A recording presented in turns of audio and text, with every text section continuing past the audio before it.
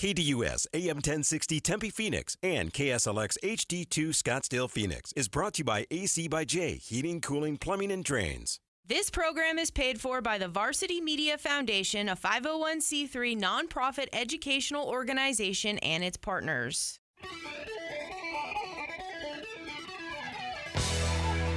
You're listening to the Varsity Sports Show, home of Arizona's youth, high school, college sports, and you, empowering education and enabling dreams right here on KDUS AM 1060 in Arizona.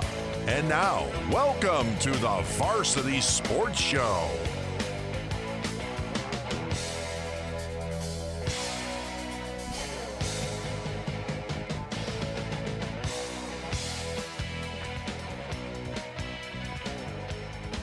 Good morning, ladies and gentlemen. Welcome to the Varsity Sports Show on AM 1060 KDUS Arizona. My name is Vince DeLisio. It is a beautiful December morning, December 3rd, 2022. It is open semifinal Saturday, and a lot of good stuff going on. Man, it has been a whirlwind of a fall semester, a fall season, and I am just privileged. For the last time this semester, we are joined in studio by several of our talented young aspiring broadcast journalists, and going left to right, I'm going to introduce you guys. We're going to talk a little bit about it. We're going to talk about what's going on the show today. Let me introduce you first. So, immediately to my left, Mr. Paul Schultz. How are you, Paul? I'm doing great, Vince. Good morning. Thank you for having me. Anna Dela Cruz. I'm doing good. Thank you. Good morning. And Anthony Remedios. Good morning, Vince, and everybody out there listening. Doing well. How are you guys all doing? We're wonderful. Okay, so first of all, we've got in this opening segment, we're going to kind of get caught up to speed on what you guys have been doing, how everything's going. I also want to talk a little bit about the show. I'll start off by talking about the show.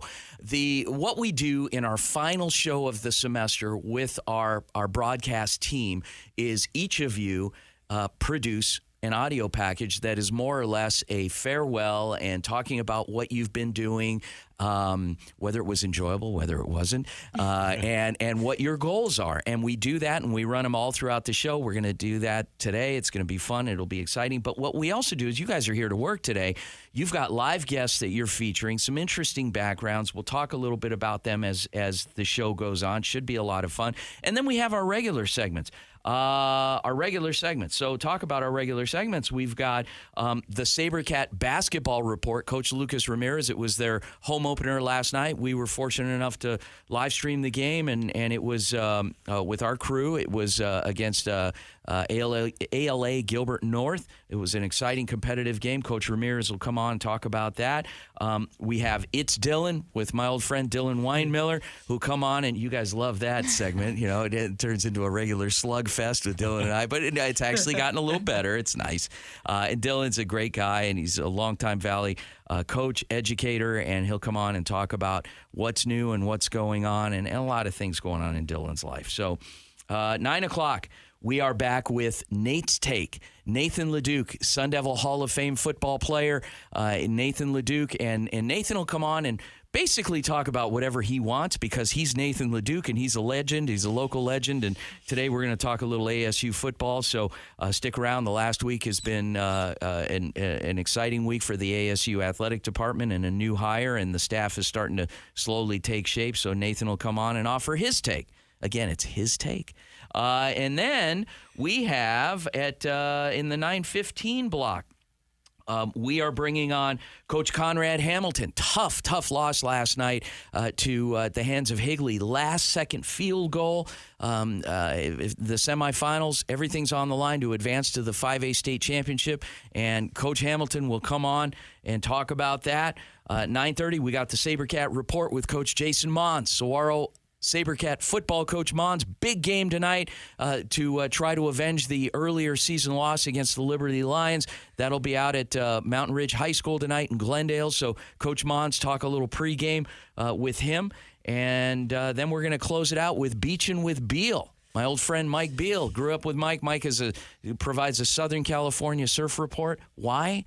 Because we can. So he's going to come on, and he's in Orange County. He's going to talk a little surfing and hopefully We have fun with that, and that'll close out the show and then get some final thoughts. Now, let's talk about your guys' guests.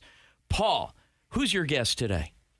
Well, we're an Arizona-centered show, but as we branch out a little bit more, my guest today is someone who I've obviously known for a long time. My dad, he's a president at a community college, Citrus College in California, and he's going to provide some perspective on community college athletics and the work that he's done with that, and learning about some NIL things that they've been working on in California. No kidding. Wow. When I heard about that. He's the president of Citrus College? Yep. I had no idea. Had I known that, I probably would have, given you a little bit more, responsibility and things in the show. That's exciting. Citrus College. Fun fact. When I was a grad assistant at ASU and we played in the Rose Bowl, all of our pre-game practices leading up to the Rose Bowl were at Citrus College in Glendora. Wow. So yes, we did. It was a beautiful stadium, very iconic stadium, kind of situated in a it was like kind of down in a bowl type of thing. It was neat. It was a lot of fun. Okay, Anna Dela Cruz. Anna, who is your guest today? So my guest is Nick Duddleston. Duddleston is a swim and dive head coach down at Sunnyside, and he also teaches film and TV. I was one of his former students when I was in high school in that film and TV class. And I remember being on the weekly news and that they were produced every Friday morning with school announcements and any upcoming reminders. And then Duddleston's dad is Tom Duddleston, who was a sports information director at the University of Arizona That's for 30 right. years. That's where that name came in. I was looking at that, and I thought, God, that name sounds familiar. And so he's a former SID at U of A. Yeah, like his dad's an SID, and although he never really worked in the office, he gained a lot of experience there. Okay, awesome. All right, Anthony, who's your guest? Well, in just a couple of minutes here, we are going to catch up to speed on some ASU hockey. The Sun Devils are in Denver right now, Denver, Colorado. Played #1 team in the country last night. Wow. And we're going to bring on Sun Devil Hockey play-by-play broadcaster for Sun Devil Radio, Mr. Tyler Paley. Tyler Paley. Okay, so as you know, I had an opportunity to call did PA announcing for ASU hockey a couple weeks back. I tell you what, that is the best kept. Well, it's not a secret anymore, but it was an amazing game. It was against Alaska Anchorage. It was the third game of a 3-game series they had with them. So that. 2-game series. Yeah, I thought it was 3. Okay, I know that they were tired of each other at that point, and there were a couple, some shoving going on during that game, but very competitive. ASU won that game. It was a lot of fun. But ASU hockey, guys, if you haven't been, you got to go. And it's a good value, too. It's a good deal. First of all, the students get in free. Yep. They got a free student section there. The band is there. You got mascots. I mean, it's a lot of fun. And I was sitting, obviously down on the floor on the ice between the penalty boxes, and those guys go at it. They get chippy. It was a lot of fun. So have you guys been, Anthony, you obviously have been to a hockey game. How about Paul, Anna? Have you guys? Student tickets have been selling out real quick. Yeah. So you need to get your hands on them as soon as they come out. Yeah. I haven't been able to go in the student section. I've been a couple times covering the game, doing some video packages and stuff like that for school. So it's been cool to be kind of down by the ice and see it from that perspective. Oh, a lot of fun. A lot of fun. Okay, so we got a couple minutes. Real quickly, Paul, talk about your semester and how things have been going. Man, I talked about it yesterday on our Varsity Weekly, but it's just been an incredible semester coming in with really not knowing what to expect and just getting met by you and the team with a boatload of opportunities behind the camera, behind the microphone, and in front of it. Gained some great experience on the production side, working as a camera operator, a little bit of experience as a production assistant as well, and then, of course, fulfilling one of my childhood dreams, being able to do play-by-play in color. Was just great. Wow, childhood dreams. I'm just a dream maker, huh? All right. Anna Dela Cruz, my Tucson connection. How's the semester been? This semester has definitely been very fun, from calling games as a color analyst to doing the pre- and post-game interviews. Definitely helped me with my camera shy. Got rid of that. And then just like the weekly audio packages and editing packages for Varsity Weekly. It's been a grind, but it's been worth it. Awesome. And finally, last but certainly not least, Anthony.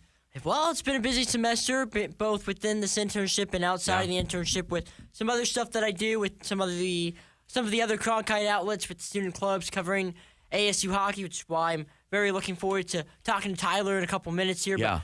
But with the internship and doing a lot of production stuff, got to call a game with Paul for the HJCAC a couple months back. Yeah. Got to do a little bit of camera work, but for the most part, kind of getting some experience on that technical directing side. The directing and side, production that'll side keep of you things. working. That's a big part of it. So, all right, so you're a big soccer fan, Anthony, and you wanted to talk a little World Cup this morning as well, because I think there might be a game actually going on while we speak here on the air. So go ahead. So I have, just for the correction, I am not a big soccer fan. Oh, you're not a soccer fan. But Okay. I have actually been following this World Cup pretty closely, and we have a live update here. We're going to bring you those throughout the show. Okay. Just about 2 minutes ago, they're 11 minutes into this game right now, the U.S. and the Netherlands, and the Netherlands are already up 1-0. Darn it, those Netherlands. What are they? Are they Netherlandians? What do they call them? I don't know. The If Dutch, you're I from, think. oh, they're Dutch. I think they're the It's Dutch. Okay, the Dutch. Darn Dutch. But one of the things with this World Cup for me is I've watched more soccer, I think, in the last 2 weeks than I've watched in my entire life before that. But it's been really interesting for me just seeing how much this country has rallied around this U.S. men's national team. And I don't know if you guys would agree, but 8 years ago when the U.S. was in it, I don't remember there being this much hype. No, I don't either. Yeah, well, Anthony, you and my dad would hit it off really well. My dad is a big soccer fan. He's obviously Italy, all that. So you guys would get along great. So and he doesn't hear that well. So you talk very loud. So you guys would get along wonderfully. That's so perfect. Anyway, yes, it is. You guys would be buddies. All right. So with that said, thank you for joining us this morning here on the Varsity Sports Show. Thanks for starting your Saturday off with us. We're going to roll into some greetings and some farewells. Corey, behind the glass, take it away. Hi everyone, welcome back to Varsity Sports Show. My name is Ana de la Cruz, and today I'm here to talk about all of my achievements since joining the Varsity Sports Show team this past August. My first job I actually got done with Vince back in May when I was a sideline reporter for a football game, and I remember how nervous and tense I was for that game. Talking to coaches and players was really scary for me because for my previous stories, I was never on camera, so that was my first time doing it. When we came back to school in August, it became a routine for me to do pre- and post-game interviews with players and coaches, and by the end of the semester, I was not even nervous or shy to be on camera anymore. I had gotten used to it, and it became a lot of fun for me. All of the teams we worked with were really nice, so that definitely made my job easier. Not only was I a sideline reporter this semester, but I was also a color analyst for most of the games I worked, and I was able to see a lot of progress in my broadcasting as well. I do want to give a lot of props to my play-by-play partner, who was James Adams, who is also known as Jay Wilder. He definitely broke me out of my shell because in the beginning of the semester, I was very shy when broadcasting and sometimes did not even know what to say. But he definitely made it a lot easier for me. If we go on and talk about the packages we had to produce for Varsity Weekly, although editing may be very time-consuming, at the end, I am very proud of myself for putting all that time into those packages because they are perfect for my reel. And last but not least, if we go over and talk about our weekly audio packages for the radio show, those helped me become a better storyteller because I was always looking for stories to tell or just information to update you guys. Overall, my time with the Varsity Sports Show has come to an end, and it was a lot of fun to be a part of, and everyone we worked with ended up becoming some good friends of mine. The skills we learn here will definitely help me prepare for my future. Thank you guys for always tuning in, and I want to give Vince a huge thank you for the opportunity. Hey everybody, it's Ryan Blake with the Varsity Sports Show. As the semester winds down, my internship alongside Vince and the crew here at Varsity Sports Show is coming to an end. I just want to say thank you for all the support throughout the semester, especially from Canyon View for the past 2 years for everything that they've done by helping me grow as a broadcaster, but also listening and supporting me in the booth while supporting the Jaguars football team and other sports such as basketball and baseball. Huge shout out to Vince for the opportunities the past couple of years, for everything he's done for me, getting to become a better broadcaster through being a freelancer and an intern this semester. So I appreciate everything from the Varsity Sports Show through Vince, Canyon View, and all that. And to all of you, thank you for your support and to listening to my voice throughout this semester. Thank you once again.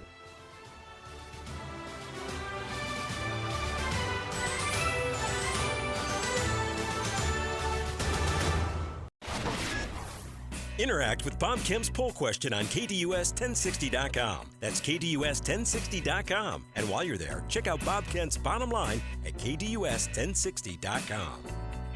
Hi, this is former NBA All-Star and coach Doug Collins, and you're listening to the home of youth, high school, college, and you, the Varsity Sports Show on AM 1060 KDUS, Arizona.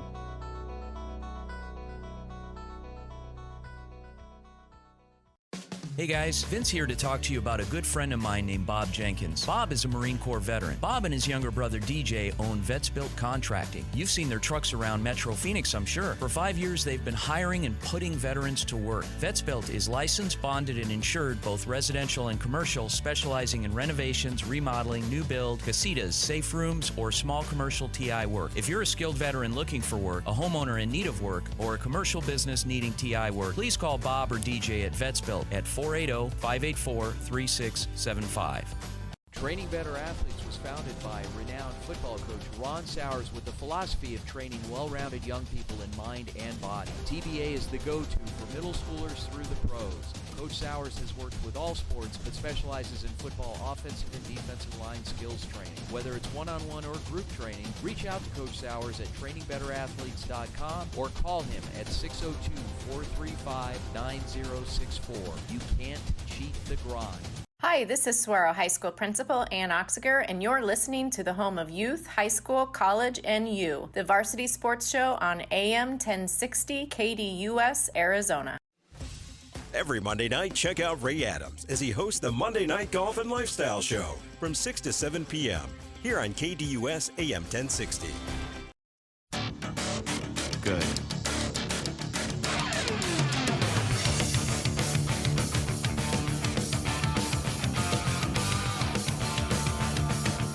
Good morning, everybody, and welcome back into the Varsity Sports Show right here in beautiful downtown Phoenix here on this lovely Saturday morning. I'm Anthony Remedios, joined alongside in studio by Paul Schultz, Ana De La Cruz, and Vince DeLisio. And right now we're going to talk about some Sun Devil hockey here, something I've been passionate about and having a lot of fun just covering and following this team. And right now we bring in Sun Devil radio hockey play-by-play broadcaster Tyler Paley. Tyler, how are we doing this morning? Hi, good, Anthony. Good to hear your voice, and good morning to all of your listeners. Great to be here. Thanks so much for inviting me. No problem. Well, it's funny because when I texted you earlier in the week, I go, looking forward to talking about some Sun Devil hockey, and hopefully Friday's game gives us something to talk about, and boy, did it. Let's go ahead and break this down here. 2 minutes left in the game. Go ahead and take us through what happened on the ice there. Yeah, so it originally went ASU's way. So basically a puck had went high in the air right near the crease, and it was apparently swatted into the net by ASU's own player, Tim Lovell, on the back end. And originally it was called no goal on the ice. It was ruled a high stick from the opposing team's player, Devine, and so it was ruled no goal on the ice. And then David Carl, the Denver head coach, had challenged it, saying that it was swatted in. They reviewed it, reversed the call on the ice, saying it was, in fact, a good goal. And then Arizona State head coach Greg Powers challenged that challenge, saying, no, it was, in fact, a high stick. And they came back and said his challenge, was rejected, essentially. So just a whole lot of controversy. It's, you can judge for yourself based on the replay. It's online. It's on Twitter. But it's just frustrating to see ASU lose on that because we all know replays, if they're going to be overruled, there must be indisputable evidence, and I just don't think that was there. I think the referees really blew that call. Well, here's the other thing, too. That was a long replay, and I was sitting there listening to you and Alex talking about it, and I'm like, if a replay has gone on this long, that means they probably don't have the evidence to overturn it. That's right, and there were so many angles that they were looking at. Unfortunately, we were able to see. They didn't show any in the arena, but we saw some other screens and from the Sun Devil hockey ops folks, some angles. And it's just hard to see how they overruled that call. If the call were a goal on the ice, I think it would have been fairer to keep it that way. But to overrule it based on the replay is just, embarrassing, as Coach Powers put it. And I mean, it just sounded like even just across the whole game, not just in that moment, but even toward the end of the first period too, there were some penalties and some officiating stuff throughout the game that the team and Powers didn't really agree with. Well, look, I think this whole season has kind of been defined by a lack of puck luck, if you will, for Arizona State. And I think a lot of that has to do with the officiating. I'm not one to usually blame officiating because, your record is what it is. If you have other opportunities within a game, you shouldn't convert on those. You shouldn't rely on officiating to win you or lose you games. But at the same time, it does seem to becoming a trend that Arizona State just does not have the bounces that other teams have. They don't get the calls that other teams get for one reason or another. And so you know what? Their record is 8-8, and hindsight is 20/20. But you just got to move forward from here. Right. So I want to talk a little bit about somebody that's been very fun for me to watch, and I'm sure it's been like this for you too. But we got to talk about the sophomore transfer goalie TJ Semptimphelter, and just what a difference this guy has made to the team. What have you seen and been most impressed about by him so far this season? Well, he's just spectacular, and not only as a player, but as a person. He is just a fantastic individual to talk to. I think what I've been most impressed by is his consistency in his mental game. And what I mean by that is he stays in a game regardless of the score. It could be, ASU's getting blown out. He could have a shutout going, which he's had a couple of already this season. But he stays in the game. He knows that he is the last line of defense for this Arizona State team. And it's important that he stays in it both mentally and physically. And I think last night really proved that. Coach Powers said basically he was the one player on Arizona State's team who deserved to get the win last night. He made 53 saves. That ties a program record for saves in an individual game with Joey DeCord, who, of course, played in the NHL, still on the Seattle Kraken roster. And so that's pretty high marks for TJ. So he has just been spectacular. He's been the Sun Devils' best player all year, no doubt about it, and excited to see where he goes for many more years. And not only did he tie the cord for saves in a game last night, he also became the leader in saves in college hockey. Yes, he did, and it's funny because he actually had that record, for the beginning portion of the season. You'll recall he was facing 40-plus shots a game in the first maybe 3 series, in the Minnesota trip, and then, of course, against Colgate. So he was actually leading the country earlier this year, and then he just retook the lead because he got something like 10% of the saves he has had all season last night alone, which is kind of crazy to think about.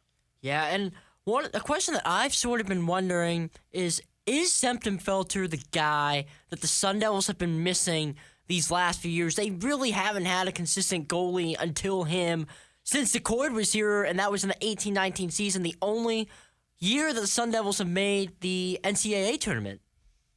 Yeah, I think he is. I think he's a critical piece of that. I think the Sun Devils are built to be a deep team on offense, defense, and in their goaltending, but I do think TJ has made a difference. And look, their record's 8-8. They feel that it could be better than that, but let's flip it for a second and think how much worse could it be without TJ in net, because he has made some big saves at some big moments. I think back to that Minnesota game last Saturday when he basically kept ASU in the game. He gave up 5 goals, but I think a lot of those were not necessarily, his fault alone.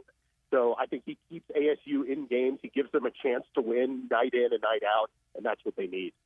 And you mentioned that Minnesota win in overtime last weekend, and what was it like to be there in that arena in that moment? Probably arguably the biggest moment for this team all season. Yeah, no doubt about it. I mean, and it's crazy to think about because it's just moment after moment. We were there in Vegas for the North Dakota win when nobody gave ASU a chance in front of 17,000 fans, decked out in green for North Dakota. Nobody gave ASU a chance against Minnesota. But you know what? This team proves that it can skate with anybody. And even with the loss last night, it's frustrating, it's heartbreaking, it's really angering. But at the same time, I think it proves a lot. This team is on the cusp of being there, right along with the top 5 teams in the nation, and that is no small feat for a program that was born 8 years ago.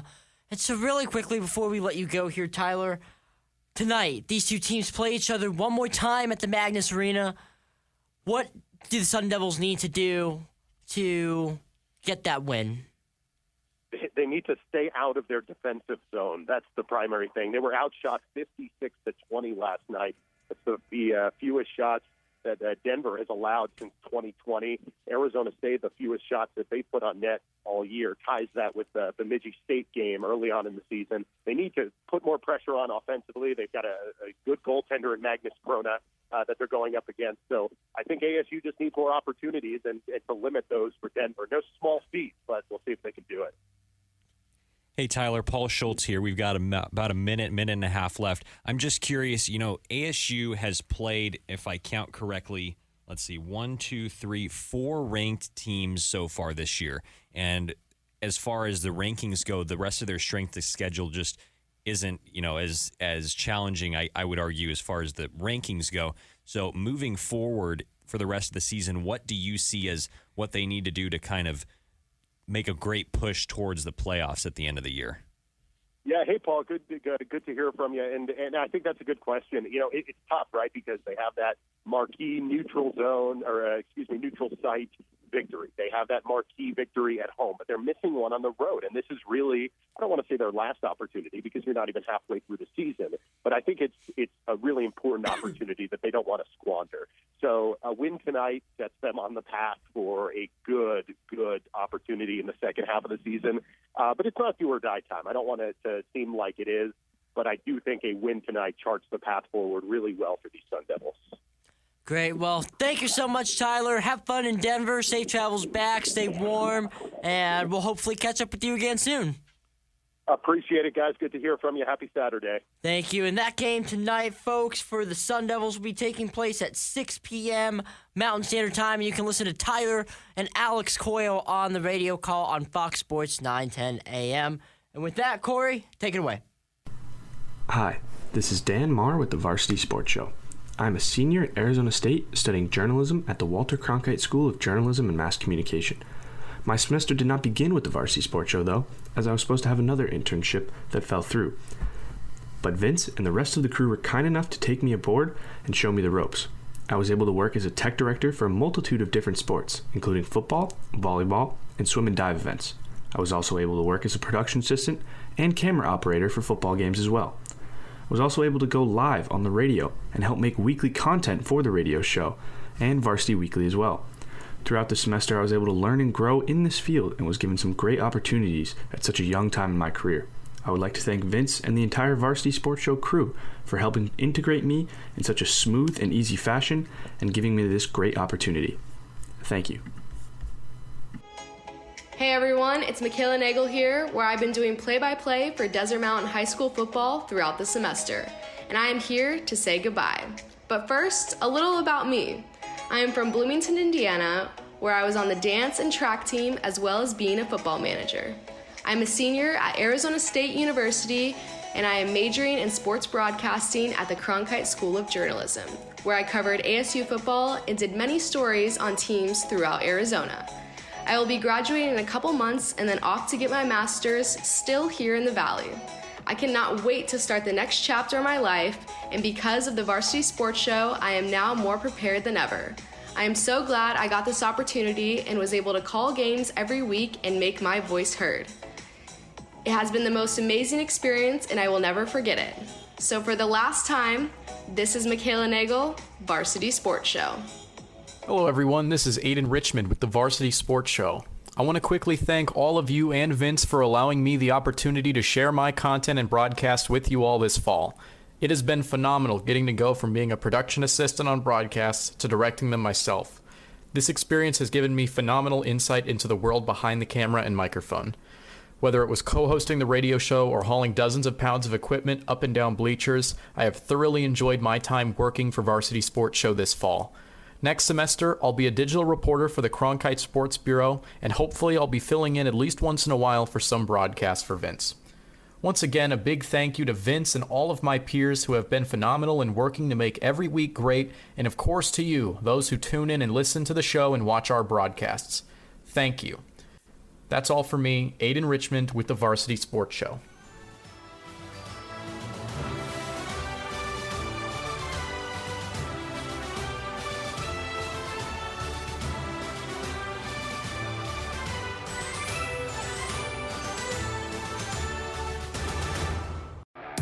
Check out KDUS AM 1060 on 100.7 KSLX HD2. That's right, HD radio on 100.7 channel number 2. Welcome to the Jaguar Nation. The Varsity Sports Show is proud to partner up with Canyon View High School in the West Valley to be the voice of Jaguar athletics. Tune in on Saturdays to hear the Jaguar Nation, featuring coaches, students, and staff between 9 and 10 a.m. on AM 1060 KDUS, and subscribe to the Varsity Sports Show YouTube channel to get free exclusive coverage of Canyon View sporting events. Welcome to the Jaguar Nation. Jack it up. Hey, local businesses, join the Varsity Sports Show and promote your business on our weekly radio show and game live streams. We have several options to promote your business affordably and reach our incredible audience. Call, text, or email us anytime if you'd like more information on joining our team. The Varsity Sports Show will work hard to promote your business through our audio and video platforms while also promoting all of our young people. 480-779-9437 or email us at varsitysportshow.com. Hello, sports fans. This is Dick Stockton, and you are listening to Arizona's home of youth, high school, college, and you, the Varsity Sports Show on AM 1060, KDUS, Arizona.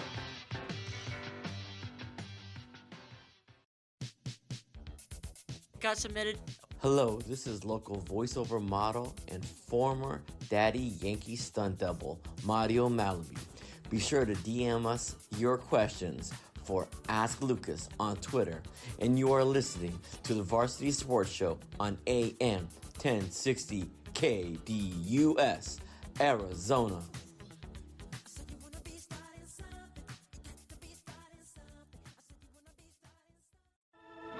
HD Radio is here for KDUS AM 1060. Check out your favorite shows and games on 100.7 KSLX HD2. You want to transition us out? We're back. Welcome back. We typically have an intro song to this segment, and we got to run it. You should have it there, Corey. I know, Corey. We're making you work. There we go. That's why we got to run the intro song. To the home of Saguaro SaberCat basketball, the Varsity Sports Show, AM 1060 KDUS, Arizona, and now. Here's Coach Lucas Ramirez. All right, see, that's the way to come in on the segment. Thank you, Corey. Sorry to put you on the spot. Corey Walsh behind the glass is an amazing producer, and he's running ragged this morning. So with that, we welcome our guest on the inaugural SaberCat basketball report, Saguaro SaberCats head boys basketball coach Lucas Ramirez. Coach Ramirez, how are you, sir? Vince, how you doing, brother? It sounds like, are you in the rain? What is that? Driving to watch some film right now with our team. You driving the Benz? Yes, he's got a Benz. He's a teacher. He's got a Benz. I'm not even asked what his side hustle is. Besides Ask Lucas, Coach, we got some interesting stuff with you. We'll get to last night's game. I'm sure you don't really want to talk about that, but we'll talk about it. But Ask Lucas is a segment. It's taken off. We got people submitting questions left and right. Unfortunately, a lot of them are from your friends that really are out to get you. Apparently, with some of the questions, some of the topics they asked about coconut oil, your hair, your choice in 80s music, Prince, and Diamonds and Pearls. I mean, what do you have to say about all that? It keeps things light. It keeps it fun. Yeah. It always makes me smile. That's for sure. You got it. If you knew what the questions were that end up on the cutting room floor, you probably you know these guys better than me. But anyway, so I can only imagine. Yeah. All right, Coach. So now it's time for business. It is last night was your home opener. You played a very, very good ALA Gilbert North team. Talk a little bit about the opponent first of all. No, very good opponent. Very well coached. They do a great job over there. They move the ball very well, but like always, the great equalizer sometimes is who's shooting the three ball a little better, and we shot the ball better than we have this year. We've had a tough time shooting the ball thus far, and that we let them get off a little bit, but good game, great energy. Love the band. Our spirit line, our student section was on fire last night. So it was a great energy, great turnout by our community. Unfortunately, we didn't get the job done, but that's why we're on our way in right now to watch some tape and find a way to get better. But they're a talented ball club. They're going to win a lot of games down the road. They've already won a bunch of games earlier in the year that are big. And we just got to learn and grow from it. That's really the biggest thing, Vince. I'm big on peripherals. I like to take in, because I was there for the fourth quarter last night. We did our production at Cronkite earlier, and I came in because I wanted to check things out. I noticed What do you call the student section? The zoo? Yeah, the zoo. Yeah. Talk about the zoo. I mean, you've really connected with the students, and talk a little bit about the zoo. Yeah, they're great. I mean, obviously, the student section, great mix of kids. We had a lot of football players, in there last night, baseball players, student government members, everyone in between, and they definitely give us a good energy and good feel in there. So it was great. I mean, it was probably our best student crowd we've had since I've been here the last few years, and that's just because of COVID year one, and just trying to build excitement. So it's great, but it's also a credit to our student athletes, because they're the ones coming out to watch, and our kids are well respected, well liked, and have great relationships on campus with their peers, and that's just what's special about our community is we all support each other. Tonight at home, you're going to see a lot of basketball players there, a lot of baseball players there, spirit line, so on and so forth. So, it's that tight-knit community we have at Saguaro that makes it special. All right. Well, Lucas, thank you so much for joining us today. We wish you lots of good luck for the rest of the season, and we'll catch up next week. Next week, Coach.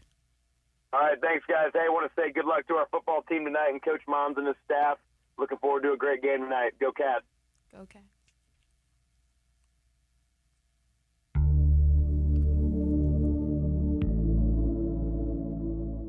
Hey everyone, my name is Cade Cameron and I am a senior at the Walter Cronkite School of Journalism and Mass Communication at Arizona State University.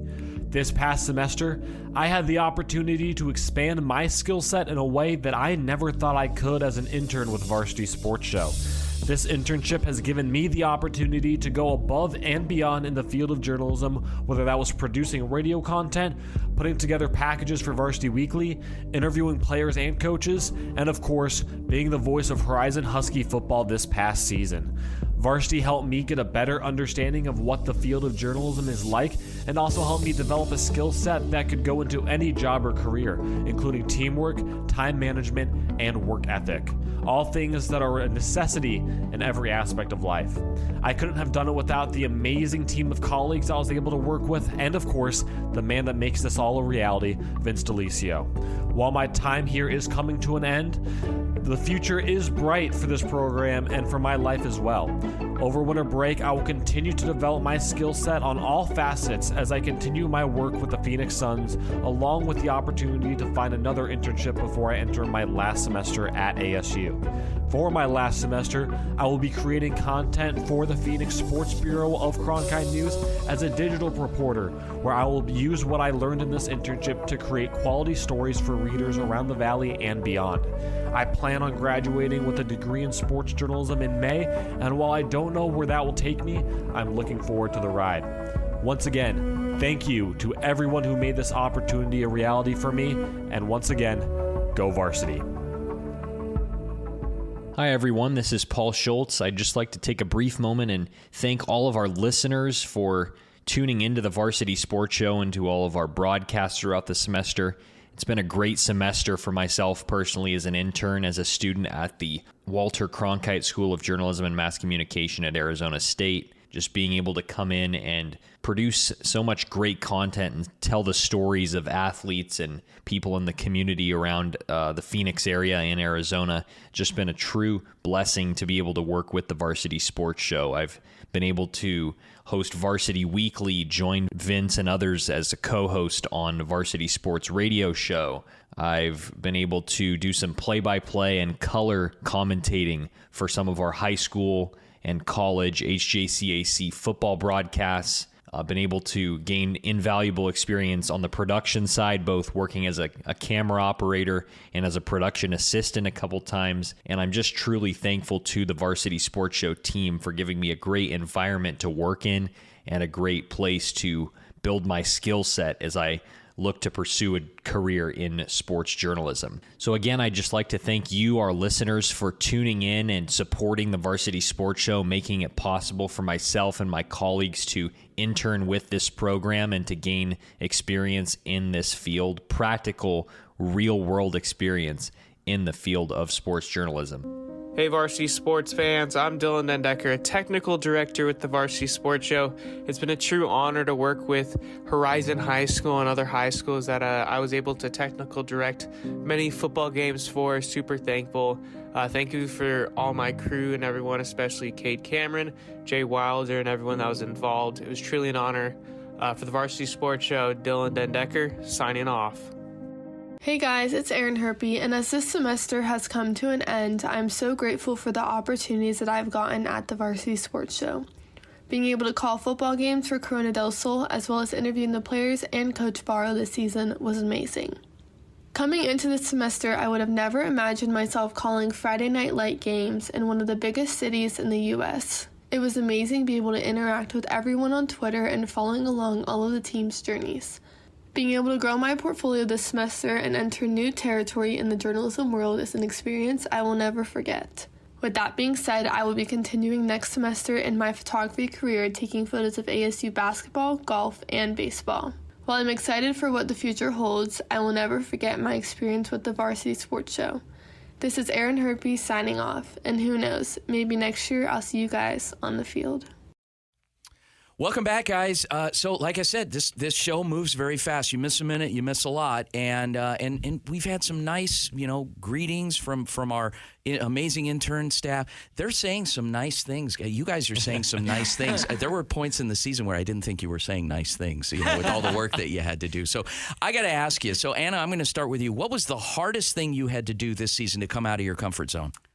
Honestly, just getting comfortable with my peers and getting comfortable with the camera, knowing we're on live, that was probably the hardest thing for me. Although most of the time when I was broadcasting, I thought no one was listening to me. And then we'd look at the spreadsheet on Sunday and be like, dang, people are listening to me. I'm just not talking to myself. What was it hard getting to know this group? Because we had a lot of people. We had 19 staff. And that first meeting, that first Zoom meeting, it was pretty quiet. I mean, did you guys all know each other, or were there a lot of new faces? There was definitely a lot of new faces who I had not worked with. I mean, I had seen them around Cronkite here and there, but I had never really worked with them or had the opportunity to talk to them. So it was definitely an adjustment. How about for you, Paul? You came in, you were one of the last ones to come on board. Yeah, no, as far as the biggest challenge, I would say, was just that first time when you said, hey, jump on the headset and do a play-by-play call. And I'm like, okay, well, I've never done this before, but I'll give it a try. And the biggest or the scariest thing was you're live now, don't mess up. And I'm like, oh boy, for the first 5 minutes, I was like, oh man. And then, once you get into the flow and it just starts, you're just having a conversation with yourself or your partner in the audience, and it just kind of takes off from there. Well, and if you've never done something before, you don't have any bad habits to break. That's the way true. I look at it. Anthony, how about you? I would say, for me, one of the hardest things was, and I don't know if I necessarily say it hard, but one of the new things for me this semester was directing. That was something I hadn't really done before, calling camera shots between games. And to answer your question about, whether or not I knew or that we knew a lot of people coming into this, I know there were some people that I knew and was good friends with coming into it, Paul being one of them. But then there were a lot of people, like Anna and Elia and some other folks who I had never met before, so it was kind of a good mix. Building relationships. Okay, guys, when we come back from the break, we are going to be joined by our old friend Dylan Weinmiller for It's Dylan. Don't miss it, guys. You need a good laugh this morning at somebody's expense. Usually it's at my expense, but he will disagree with that. We'll be back after the break. Don't go anywhere. Go Varsity.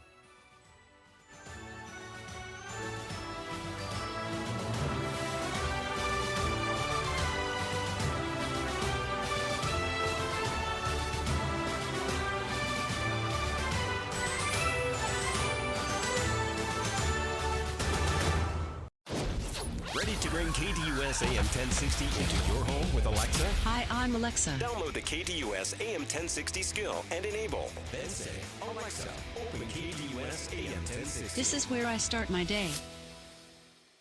Hey guys, Vince here to talk about Angel Dentistry. It's where my wife and I have gone for over 10 years, and we trust them with our routine and extensive dental care because they care. Dr. Amber Angel is an Arizona native, born in the town of Miami, and has been practicing in the Valley over 20 years. For general to comprehensive dental services, call 602-788-2008. Located off of Cave Creek Road just north of the 101 in North Phoenix. Angel Dentistry, proud supporters of our young people and proud partners of the Varsity Sports Show. The Varsity Sports Show is proud to partner with SaberCat Athletics. That's right, the Scottsdale Saguaro SaberCats are on the Varsity Sports Show. Join the varsity team as we cover the Cats during the SaberCat Report on Saturday morning's Varsity Sports Show on AM 1060 KDUS Arizona, featuring players, coaches, and commentary. Look out for live stream coverage of Saguaro SaberCat sporting events by going to YouTube and searching for Varsity Sports Show, then click that subscribe button to stay up to date. The Saguaro SaberCats are here. Hey, local businesses, join the Varsity Sports Show and promote your business on our weekly radio show and game live streams. We have several options to promote your business affordably and reach our incredible audience. Call, text, or email us anytime if you'd like more information on joining our team. The Varsity Sports Show will work hard to promote your business through our audio and video platforms while also promoting all of our young people. 480-779-9437 or email us at varsitysportshow.com. Chris Scott of RE/MAX is Central Oregon's best realtor for anyone thinking of a vacation home or relocation. He's our very own born and raised Phoenician who moved his family to Central Oregon nearly 15 years ago. Contact Chris if you're thinking of exploring beautiful Central Oregon. It truly is living at its best. 541-999-5614. Proud partner of the Varsity Sports Shows, it's Dylan. Need social information about KDUS AM 1060? Try KDUS1060.com, at KDUS AM 1060 on Twitter, and Facebook.com/KDUS AM 1060. Welcome to Dylan. He's out and about looking for fun. He's Dylan. Brought to you by Chris Scott of RE/MAX Key Properties in Bend, Oregon, where it's living at its best. 541-999-5614. And now, it's Dylan. All right, everyone, welcome into our favorite segment with Dylan Weinmiller, who is out and about and looking for fun. Dylan, how are you today? I am doing great. You guys hear me okay? Yeah, perfect. So All what right, do you good have deal. what do you have for us today on this beautiful Saturday morning? I don't know if it's beautiful for everybody. I've been mopping, and my dog has been barking at me for about the past half hour. Apparently, he's never seen me mop the floor before, and being that what I have found under the piano and behind the coffee maker and things, It's food, isn't it? It's old food that you found under the piano and under the coffee maker. No, it's worse. It's like crickets and just dirt. It's like I'm sweeping or mopping my front yard. It's like pure just dirt. It's caked. It's gross. So we're trying to paint a picture here. We're trying to help you, Dylan. Help us to help you. We're trying to get, maybe. Do you want the shirt on or shirt off visual? Please wear your shirt. Maybe there's a lady out there that's looking for a companion that wants to meet dishes. I mop apparently. Yeah. I take out garbage. I do all kinds of stuff. Yeah. And your dog. So Loki, the 14-year-old mini pin, how's he doing? Is he hanging on? He's good. Yeah, we're out on the back patio because inside he just is barking. Even when I'd give him a treat and tell him to stop, he would just woof down the treat and then continue to bark. So and then you've got sitting on my lap. Yeah, you've got Mr. Blue, the 21-year-old cat, and Little Rascal, the 3-year-old cat. Rascal's out here hanging out. He's 4. He's out here hanging out too. Whenever I come outside, he's like the nicest cat. We go inside and he bites and scratches, beats up Loki, beats up Blue. Blue's just to the point where he sleeps, and he's the reason why I'm mopping the entry room. He's losing it. He's got to go to kitty heaven here pretty soon. Oh, that's sad. Yeah. He's 21. Yeah. I mean, come on. Yeah, he's hanging on. It's like, I don't cry when 99-year-old celebrities pass either. So. Yeah. Wow. Okay. All right. How about that, ladies? Yeah. Well. Yeah. Anybody have any questions for? Well, hey, you mentioned your mopping skills. How are you? Can you cook us some nice meals, Dylan? Oh yeah, I grill. I don't know about cook. All right. But, I often will overcook some veggies or something like that. But on the grill, I'm pretty good. All right. So you mentioned that you like to grill, Dylan. Anthony here. What are some of your? I hear him talking in the background. I can't hear him through the mic. What Just better. Wait. Hold on. We'll get him over Go to here. Anna's mic. Yeah. Go to Anna's mic. Yeah. There we go. All right. All right, Dylan. So you mentioned here that you like to grill, and so do I. What are some of your top meals to cook here? Well, mainly any steak. I've gone away from the ribeyes just because of the fat, even though that's my favorite piece of the steak family. But a lot of flank because I'll make tacos and taco salads. I do my own chipotle. I rip chipotle off and make taco bowls or whatever the chipotle bowls. So I'll cook up some flank, leanest meat out there, some sirloins. I do the petite sirloins, and then obviously the chicken breast, chicken thighs, stuff like that. It's real simple, man. I don't really, I got asked the other day, hey, do you look at what are they called, recipes and all that online? I'm like, no, I don't have the patience to follow a recipe. So I just cook. And I make some veggies and maybe some rice or some potatoes or something to go with it. Maybe some rosemary, the kind of just the spice rack stuff. So some butter occasionally, the avocado spray, virgin oil, all that good stuff.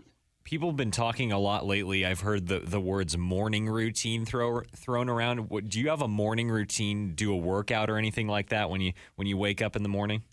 If drinking a lot of coffee is a routine, yeah, I've got that down. I feel like my day is ruined if I have like an interference with my coffee. So even when I get to work and the cafe at work is closed, I feel like just writing a hate mail and dropping some hate in the suggestion box and things like that, because it just throws my entire routine off.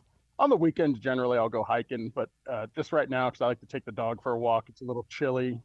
So, just I have to wait a little bit until it clears out. And we're getting sprinkled on a little bit here. So I wasn't aware we were supposed to get rain today, but it looks like it. Today and tomorrow. So nice weather today. We'll enjoy it while we get it. Yeah, absolutely. That's good. I love the rain. Well, thank you so much, Dylan, for joining us. And guys, we're going to transition over into the interview with Nick Duddleston, who will be joining us in just a second. Do we have Nick here? I think he's we ready do. To go. Yeah. Go ahead, introduce him, Anna. All right. Hi, Nick Duddleston. How are you? Good, Anna. How are you? I'm doing really good. I was telling them how I was actually one of your former students in your film and TV class in high school, probably one of my favorite classes. And as you know, I'm majoring in journalism now, so definitely helped me out. Well, yeah, I'm super excited. And when I heard you were majoring in journalism, it's always great to hear former students who continue in the field and really excel. And then I know you working in ASU and then with the media relations department there, which is what my dad did for years. It makes me really excited. So I'm super happy to be here, and I'm glad you're doing great, Anna. Thank you so much. So to start off, I have a question for you. So as a coach, I was mentioning how you're the head coach for swim and dive at Sunnyside. What is a challenge you face every year coming into a season? Well, I think, and you guys know with high school sports, there's obviously the big sports. You have your football and basketball, baseball, all that stuff. And then the smaller sports that we have, which is swim and golf. Some of those sports is tough because some of my athletes, swim during the season and then they take a little time and then they start up. I mean, sometimes they'll do some summer stuff and we have a summer program that we do. But it's definitely a challenge at our school to keep them, in the sport and keep them in swim shape, which can be a challenge for sure. Yeah, definitely. I remember when I played softball, a lot of the girls actually swam to keep up with that condition, so it was fun to see. So another question for you. With students coming and going, what is something that you learned from your team as a coach? I think I always just learned, I love coaching. I've coached a variety of sports. I was a basketball coach. I was a golf coach, and then now swimming. It's just learning. I learn a lot from the students, and a lot with swimming is just perseverance because, man, you can get in that pool, and it's a challenge. And I tell them, hey, we're going to do a 2,000-meter workout today, and they do it. They come to work every day, come to practice every day, and they push themselves and we push them, but just that perseverance to keep going, that's always what I like. And then you see them grow as swimmers, which is great. Yeah, definitely. I feel like swim is one of those tougher sports where you need to be strong, not just physically, but mentally as well. Yes, for sure. So what is something you try and engrave into your team's head in the beginning of the season as a coach? I always tell the swimmers, this is something, but you're going to get better when you first jump in the pool. And sometimes we have swimmers, yes, they've swam, but they've never swam competitively. Mm-hmm. And I just remind them, you're going to improve. And to see that growth from, the first time they jumped into the pool to the end of the season is always, it's always great. and to see them smile and understand, I worked hard and I've gotten a lot better. That's always great. Yeah, definitely. I feel like improvement is probably a major factor for these students as well. So then transitioning into your dad and into media relations, what are some of the key things you learn in the office that you try and take into the classroom with you? I've been very fortunate. My dad was the media relations director at the U of A for about 30 years. So I grew up, in his office and helping out. And I never officially worked with him, but I would always help. And it's just knowing, for me, it's the student athletes and just highlighting what our student athletes are doing and what they're doing. And I know, at the U of A and with my dad, it was always the media relations direct, office is kind of the unsung heroes on campus because they cover all the events, they do stats, and it really just helps, propel the athletic department in my mind. Yeah, definitely. As a part of the media relations here at ASU, I can definitely see where you're coming from. How are you able to really adapt some of these skills into the classrooms, kind of just like your knowledge and just letting the students know like what to expect in college sports? Yeah, and I think just, being around sports and covering sports and having that perspective, then I can relate that to my students. And my students, kind of teach them in our film and TV class, as you are kind of watching sports, it's a little bit more than that. And we haven't gotten as far as to do stats, but I'll teach them how to do it. I'll teach them how to, write those pieces. Social media has become a part of it as well, but just really kind of incorporating the idea of that media relations and into my classroom has been great. Yeah, well, Nick, thank you so much for joining us today. It was so nice to catch up with you, and I'll be sure to reach out soon. And yeah, keep going on. I'm so proud of you, and thank you guys for inviting me, and have a wonderful day. Thank you, you as well. Okay. Hello, everybody. This is Jay Wilder Adams, bittersweetly giving my farewell to this Varsity Sports Show internship. When I first interviewed about this opportunity with Vince, he told me it is a great opportunity, but one that won't be easy. I had an idea of what I will do, but I didn't know exactly. It turned out, though, I was able to do a lot. I was the play-by-play commentator for the Camelback Spartans, color analyst for the Rising Huskies, and contributor to the Varsity Sports Radio Show, as well as Varsity Weekly. I even got to interview Terrell Suggs. While there were hiccups and indications of room to grow along the way, I am proud of how I've developed. Sports journalism is my passion, and I love working in the field every single day, every single week. What I will hold sacred especially is the lessons I learned and the people I met. I learned how to work at a professional speed, the importance of emphasis on detail, and how to collaborate with many different personalities, which I love.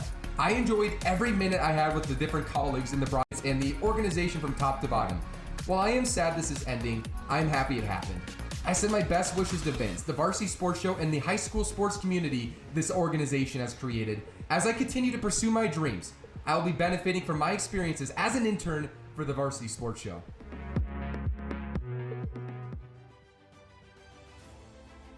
Thank you for listening to the Varsity Sports Show, where our mission is to empower education and enable dreams, creating an unmatched platform to showcase talent both in front of and behind the microphone, in radio, television, podcast, and live streaming.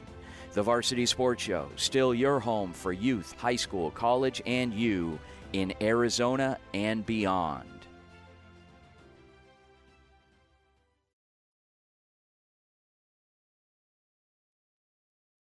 AM 1060 KDUS Tempe Phoenix and KSLX HD2 Scottsdale Phoenix.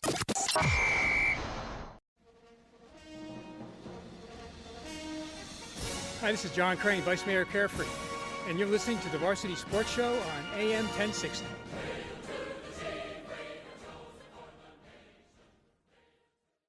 Hey, local businesses, join the Varsity Sports Show and promote your business on our weekly radio show and game live streams. We have several options to promote your business affordably and reach our incredible audience. Call, text, or email us anytime if you'd like more information on joining our team. The Varsity Sports Show will work hard to promote your business through our audio and video platforms while also promoting all of our young people. 480-779-9437 or email us at varsitysportshow.com. In 2019, the JV Sports Show podcast began with the idea of spotlighting young people in our community. In time, that podcast evolved into radio, television, and live stream, and through that evolution, new ideas have enhanced delivery, giving a stage to students both in front of and behind the microphone in Arizona and beyond. Thank you for supporting the Varsity Sports Show, now the Varsity Media Foundation, a 501c3 educational organization. KDUS AM 1060 Tempe Phoenix and KSLX HD2 Scottsdale Phoenix is brought to you by AC by J, Heating, Cooling, Plumbing, and Drains. This program is paid for by the Varsity Media Foundation, a 501c3 nonprofit educational organization, and its partners.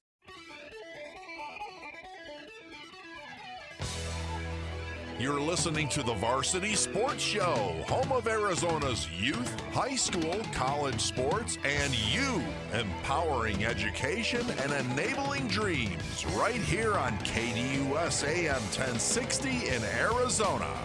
And now, welcome to the Varsity Sports Show.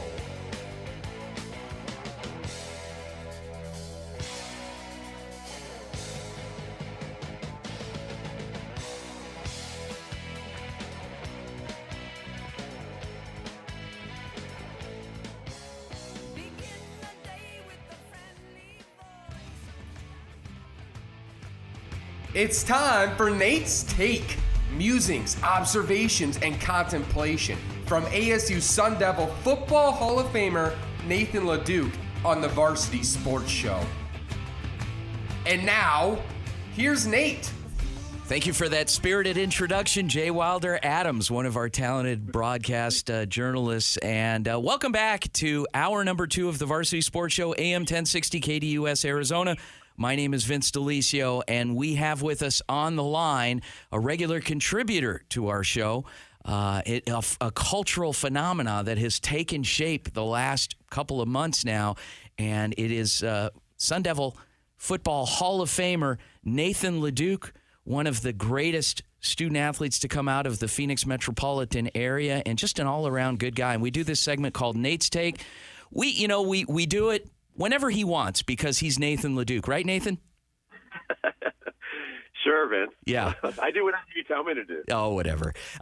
Nathan, so we've got Nate's Take. Nate, a lot of things been going on this week. First of all, congratulations to your boy Nathan. He gets a scholarship offer from Arizona State University, one of many to come, I'm sure. And secondly, we had a hire this week in Tempe, and you being an alum, you obviously have feelings about what's been going on in Tempe. Where do you want to start? Well, first, thanks for recognizing that my son got offered that first scholarship from ASU. It's super exciting for our family, and he's really pumped up about it. And I do think it will probably get the ball rolling and get a number of other schools interested. And he's only a junior now, so he's got another year. And then in all reality, he's going to serve a mission. So he really is technically a 2026 player. And okay. So he essentially has 3 years to mature and to develop. You told me a story a long time ago about your situation when you got offered by then coach Larry Marmee and ASU, and you also had BYU that came in, and Coach Marmee kind of like held your feet to the fire because he was a little insulted because you were basically on your way to BYU, right? And then what did he do? Well, just kind of with his personality, he just kind of challenged me. Like BYU recruited me in a way where they told me that I belonged there because I was LDS and that I wasn't going to play in the Pac-10 at the time because I was white. And so those were tactics that I felt were just horrible tactics. They clearly didn't get to know me at all. And Coach Marmee actually just challenged me and said, if you don't think you're good enough to play in the Pac-10, then I don't want you.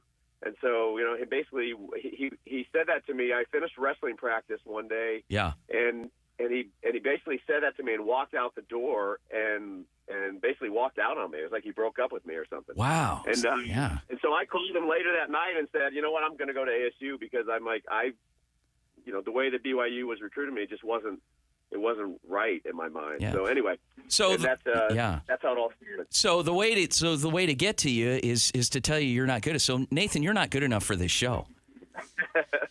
Well, then I'm going to get better. Yeah, there we go.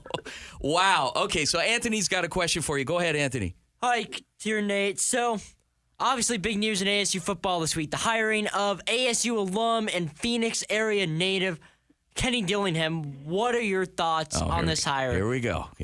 Go ahead, Nate. Okay, so Vince, you've introduced me before as being positive, so I'm going to keep this as positive as possible. Look, I know that there's a massive sentiment out there from some former alums to demand that everybody jump on the bandwagon and no negativity, and you have to support this, and whatever the case may be. I'm going to exercise my right to reserve judgment for a little while. I will say this: I feel like that there is at least initially a couple things that he's doing well. I personally, this is aligns with what I think you should do. I like the fact that they've stated that they're going to go after Arizona kids, and it seems that they're going to make that a priority. Now, I think that I can see the pattern that he's going after. He went and hired his former high school coach who once dominated at Chaparral. There's rumor out there, and obviously it hasn't happened yet, but there's rumor out there that the next hire from in-state is going to be Jason Mons from Saguaro. He already has Sean Aguano, who was the Chandler High coach that dominated for the last 20 years. So in one sense, I like that strategy. And Vince, you're old enough to remember, or at least you're old enough, I don't know if you remember, but there was a coach back in the late 80s named Bill McCartney for the University of Colorado. And when he took over that job, he immediately went to Los Angeles and hired 2 or 3 of the high school coaches from the powerhouse schools in Los Angeles and immediately created this talent pipeline from Los Angeles to the University of Colorado, which at the time I think was in the Big 12, or I don't even know, or the WAC maybe even. I don't even know what conference they're in. But they went on to be co-national champions within like 2 years because of the amount of talent that they recruited. So I do like that philosophy. The difference from now to then is that we're dealing with NIL and all of that stuff going on. So there's not necessarily just as easy a route now to just hire these coaches and then get all of the great players from those perennially powerful schools to funnel right into ASU, because some of those players are going to want to be paid, essentially. Do you think, Nathan, do you think there's a contradiction between saying we're going to keep all our Arizona kids here, we're going to recruit only Arizona high school kids, and then also in the same breath to jump on the bandwagon and say we're going after the transfer portal? Well, I mean, in either case, you can do both, I believe, but no matter what, you have to have money. Like, if you're going to maintain the greatest talent in Arizona and get the majority of them to come to ASU, then you're going to have to pay them, because there's going to be other colleges that are going to be offering them significant dollars. If you want to go into the transfer portal and you want to get the best talent that's out there, the guys that are coming from equally as large as schools and just have a unique situation and they want to leave for whatever reason, you're more than likely going to have to pay them. I mean, look at what happened to ASU last year. How many guys did we lose to schools that were going to pay these guys significant sums of money to go play now? So that's what's different about it. But I do want to say that I do like the idea of trying to create this Arizona pipeline and go after that talent. I do think that will help bolster your fan base, build it back up. I think for the last 25 years, we've just continually dropped our fan base because we have no connection to the players. We don't even know who they are. They're coming from all other places other than the Valley here. And now that we have such tremendous talent in the Valley, there's absolutely no reason why you shouldn't enlist this philosophy. I mean, well, for example, U of A just beat us. In 2 years ago, we beat them by 70 points? Yeah. Whatever it was. And Coach Fish comes in and he enlists the same philosophy, goes after Arizona kids, gets a handful of kids from the portal, and they've already turned it around and they beat us. So I think the philosophy is great. You also could look to, the school that we just watched last night, University of Utah. Yeah. Whatever Kyle Whittingham is doing, that's where Coach Dillingham needs to go, go shadow him or ask him for information, because I don't believe that they are a big NIL team. So they're finding players, and they're finding the ones that they can also, and what he said last night was they develop their players.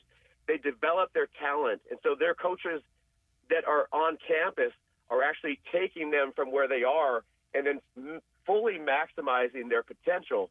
And, I mean, clearly they beat USC twice this year. Yeah. Which is, incredible for a school that really isn't participating in paying the big dollars through NIL. So, I do feel like there's a chance that this philosophy could, pay out, but you got to have all the right things happening. And so, that's my take on that. That's your take. So, Nathan, next week we're going to spend the whole 2 hours with you. We're doing a remote next week with Sun Devil Hall of Famer Nathan LeDuc, and we're going to get a whole big dose of Nate's take next Saturday morning from 8 to 10. Looking forward to it. Nate, thanks so much. Nathan LeDuc, okay. Nate's take. We'll talk to you next week. Have a great day. Good morning, everybody, and welcome back to the Varsity Sports Show. My name is Anthony Remedios, and I just want to take a quick minute here to thank Vince DeLisio, the rest of the intern staff, and our freelance team, as well as anybody else that has tuned in to any of our production this semester, whether that was a game, Varsity Weekly, anything, the radio show, anything like that. Thank you all so much. Outside of this internship, you can find my content and my work on Walter Cronkite Sports Network, covering all ASU sports, hockey, softball, lacrosse, all kinds of stuff. Or Blaze Radio, I co-host a radio show there every week and broadcast various games throughout the semester. In the spring, I will be part of the Cronkite News Phoenix Sports Bureau as a broadcast reporter, putting together packages and stories, as well as doing a short internship with Sabre, the baseball research company. So thank you everybody so much, and go Varsity. Hi everyone, my name is Chris Nano. I'm originally from Chicago, Illinois, and I moved to Arizona and attended ASU to pursue my passion in sports journalism. I've just completed my final semester here at ASU, and during this semester I had the opportunity to intern for the Varsity Sports Show. I've learned a multitude of things throughout the semester, and doing so many things has really helped me grow both as a journalist and as a person. Between learning how to work a camera, broadcasting a swimming meet for the first time, and really learning the ins and outs of what goes on behind a radio show, the experience was really invaluable. As I look to progress in my career as a sports journalist, I know now that I'm much better prepared for what's to come than I was before interning for the Varsity Sports Show, and I'm really grateful for the opportunity. I want to give a huge thanks to Vince for allowing me to take this on, and I can't wait to see what's in store for the Varsity Sports Show moving forward, because I know it's in great hands with Vince at the helm. Hi everyone, it's Jacob Carlisle with the Varsity Sports Radio Show, and I thought it was best not to script this because I wanted it to come straight from the heart and not overthink anything. So first of all, I just wanted to thank Vince DeLisio for giving me the opportunity to be a part of the Varsity Sports Radio Show and help part of my dream come true. I've always wanted to call football games or basketball games. I haven't had the opportunity to call basketball games yet, but Vince has given me the opportunity to be in front of the camera, make packages, and be a play-by-play analyst recently and call some football games, and I get that opportunity again. So I can't thank Vince enough for giving me the opportunity to stretch my wings and be play-by-play and even be behind the camera. It's been an awesome 3 to 4 months, and I can't believe that it's coming to an end, and I'm just so excited for what's in store for me. Coming up, I'm going to be doing my professional program and hopefully starting with the Sports Bureau at ASU, and hopefully my experience with the Varsity Sports Radio Show leads to greater pastures, like getting jobs with sports teams or becoming interns everywhere else or anywhere else. And yeah, so This has been a great opportunity for me, and I want to thank Vince again, and I can't wait to see what's in store for me. Thank you, guys.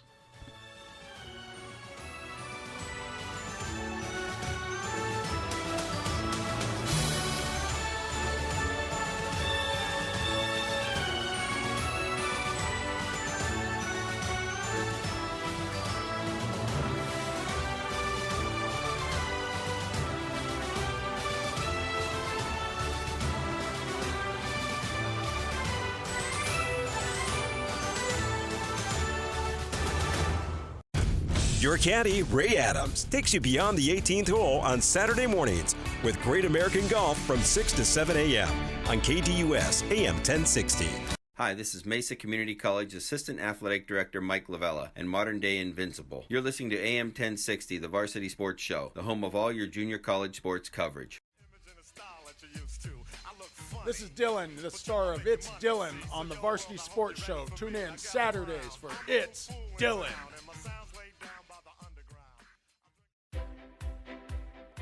Chris Scott of RE/MAX is Central Oregon's best realtor for anyone thinking of a vacation home or relocation. He's our very own born and raised Phoenician who moved his family to Central Oregon nearly 15 years ago. Contact Chris if you're thinking of exploring beautiful Central Oregon. It truly is living at its best. 541-999-5614. Proud partner of the Varsity Sports Shows, It's Dylan. Hey, this is Leanne from the Humane Society of Marshall County in Benton, Kentucky. And our fur babies fall asleep to the soothing sounds of Vince every Saturday morning on the Varsity Sports Show on AM 1060 KDUS, Arizona. Easy Sports Talk with former NFL and MLB player Ed Smith and co-host Javon Adams airs Saturday mornings 10 to noon on KDUS AM 1060.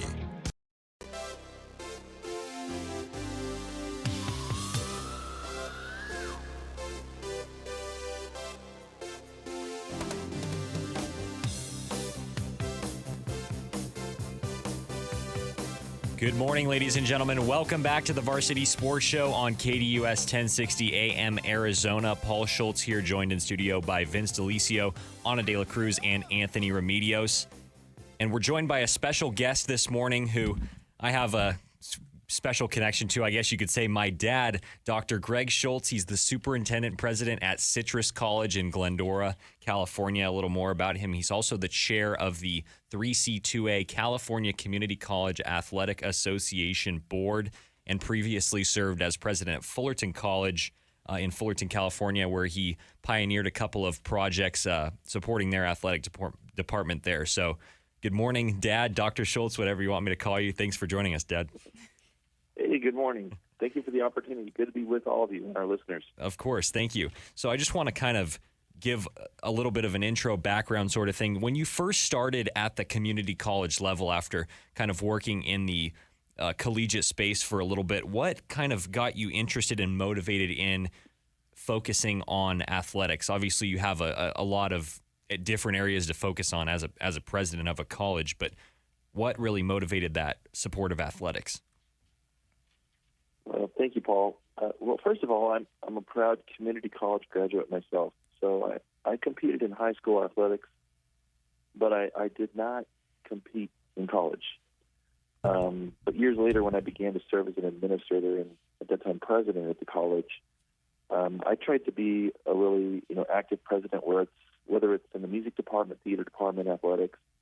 And what I always admired about athletics, at the community college in particular, is it's just this great opportunity. And for so many of our student athletes, they may have felt like their playing career ended at high school. They may not have gotten an opportunity to compete at the four-year level.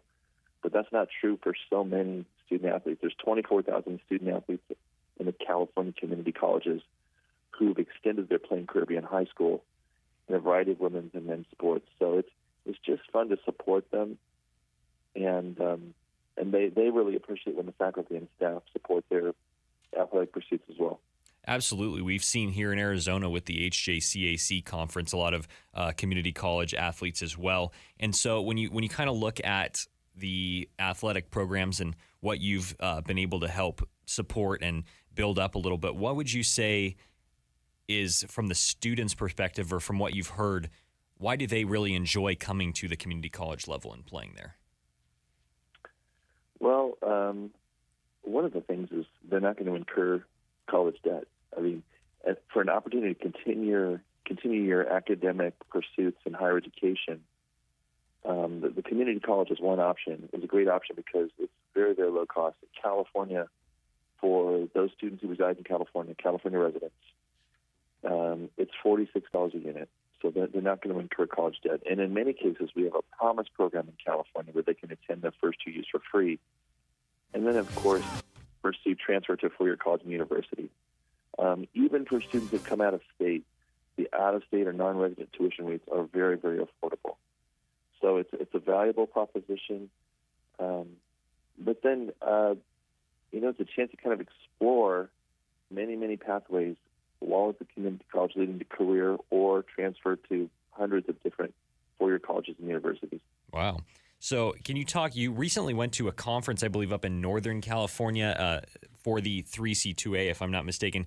And one of the topics on the table, which I was really shocked to hear about, was NIL, name, image, and likeness, and that now trickling down into the community college system. So can you kind of discuss what you learned as far as that entering the community college landscape?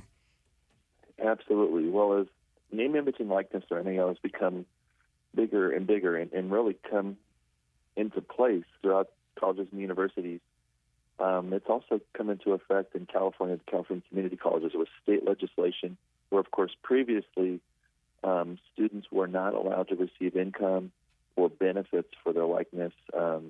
Otherwise, they'd be ineligible to compete. That's no longer the case. And so it's a whole new world. And what we were talking about at this conference was how it relates to our California community college student athletes. Initially, people think, oh, but it doesn't really apply to them, does it? Because they tend to think of examples like national advertisements for Coca-Cola or Michelin tires, things like this, Gatorade. But what we were talking about, and in a firm that we're working with to educate our students, that it's much more than advertisements. That's just scratching the surface. It's increasingly taking the form of student athletes entering agreements for social media, number of followers.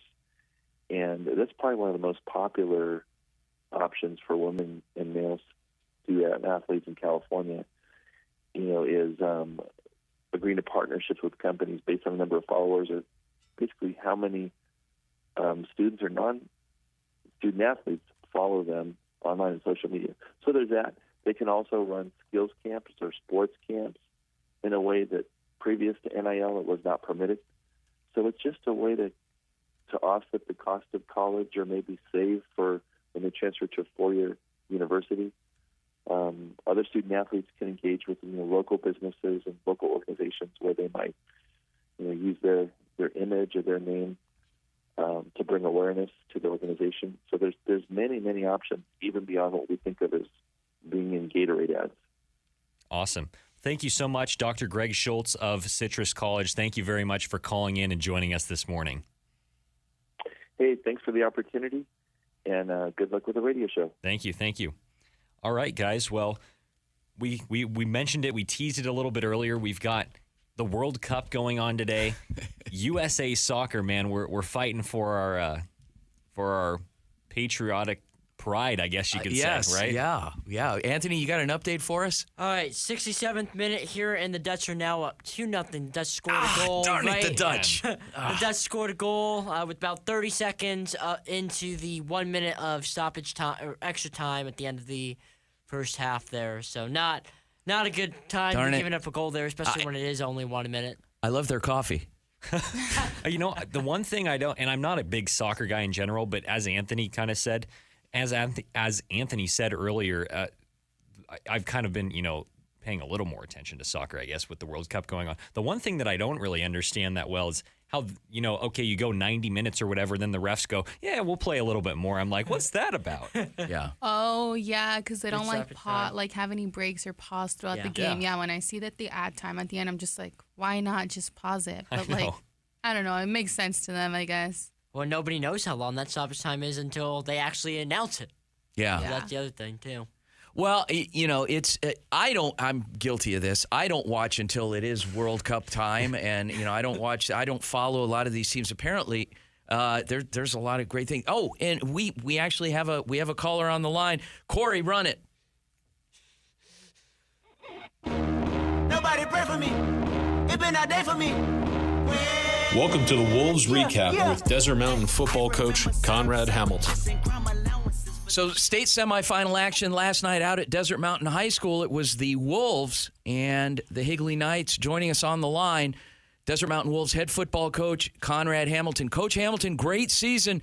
Tough opponent last night. You guys gave it all, and it ended not necessarily the way you wanted it, but you couldn't ask for a more exciting finish.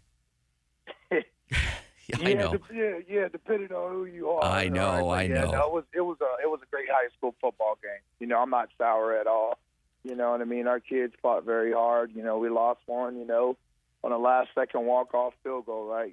Kudos to Higley. They had a good season. Their coaching staff did a great job. Good luck to those guys moving forward in the championship game. I actually think they're going to be. I think they're playing Cactus. Yep. Cactus upset Notre Dame, so the number 1 and number 2's got knocked off.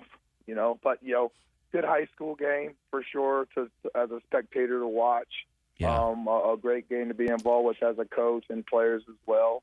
Unfortunately, we did come out on top. Now it's 2 years in a row, right, to where we've been really close to getting to our first championship last year, 28-24. This year, with a walk-off. Bitter. But again, your failures always lead to your successes in the future with your life or whatever endeavors that you're trying to accomplish. So, we'll let it burn for a little bit and, start to refocus in 2020. Coach, 24, 23. I don't even know what year it is. Yeah, 23. Yeah, in our final minute with you here, Coach. Every team that you've coached has a particular identity, has something that you're going to remember most about them. And you had a lot of seniors on this team. You got a lot of up and coming talent as well for next year. But what are you going to remember most about the 2022 version of the Desert Mountain Wolves football team? You know what? I just think they were, every team that we're on right now, whatever, is always going to have an opportunity to persevere. But I think they were just ready to take on the new challenges of the year. They had expectations on this program. Prior to that, there had been a lot of expectations for Desert Mountain football.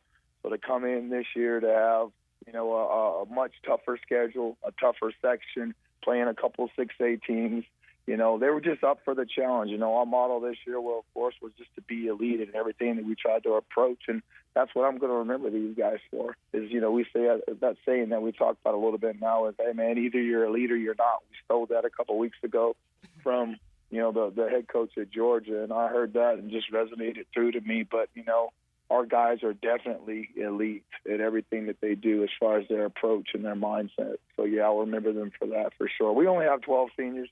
So, a lot of those guys, Nolan, Bobby, Drew, they won't be back. But, we'll have the entirety of our offense back next year. Brady will get back healthy. We'll have our whole lower line. All of our skill players are back. Most of our skill players are back on defense. We have a couple of interior guys back. So, we're going to lose some pieces. But, we got to get back on the bicycle and, figure out we got to get in better condition because frickin' Higley. Yep. They tempoed our ass. I know I'm not allowed to cuss on the thing, but they tempoed our tails. We had some misfits. This is the second year in a row too. We've won the turnover battle. We got 3 turnovers. We picked the quarterback off 3 times. Last year we had forced 4 turnovers in a game against Horizon, and we lose the games. Last night was just some things. Tough. Special teams wise, there was a lot of swings. Right, 4th and 33, we let a ball hit a kid on the 8-9 yard line. Yeah. And they get a possession that they never would have had. That's a swing, and then we missed a field goal and they blocked an extra point. To me, right there, whatever, that's 12 points, whatever, that's hidden in that game. But you can't point to any particular play. Yeah. It was a tough game to lose, but we got to let it fuel us for the future. Well, I'm excited about it though. Thank you so much, Coach Conrad Hamilton, Desert Mountain Wolves. We are excited to continue working with you, and we look forward to covering you guys next year. Top to bottom, families to kids to coaches to staff, faculty, administration, Desert Mountain, first class all the way. Thanks again, Coach, for making yourself accessible, and we look forward to circling back in the offseason. Yeah, thank you, sir. Have a good one. What's up, everybody? My name is Shane Fricky, and I can't believe I'm already saying goodbye to the Varsity Sports Show. Seems like just yesterday I was learning everything there is to know about the show and how to put on a game, and now, after 3 short months, it's coming to an end. I'm originally from Marin County in the Bay Area, where my love for sports began. I played soccer and track and field in high school before moving out to Arizona in the fall of 2019 to start my college career at Arizona State. At ASU, through the Cronkite School, I met some amazing people and had some amazing opportunities to pursue my love and passion for sports journalism. One of those opportunities was the Varsity Sports Show. At the Varsity Sports Show, I had many roles. I was primarily the color commentator for the Desert Mountain football team. What a great season they had. I also produced weekly content like this for the radio show, and I operated cameras at other high school football games. There's a couple people I want to thank as I say my farewell. I'd love to thank first to Vince D'Alicio, who gave me this great opportunity and allowed me to continue to pursue my passion for sports journalism and work on all my skills. I would also like to thank Coach Conrad Hamilton of Desert Mountain, who gave me some great pre- and post-game sound bites before and after every single game.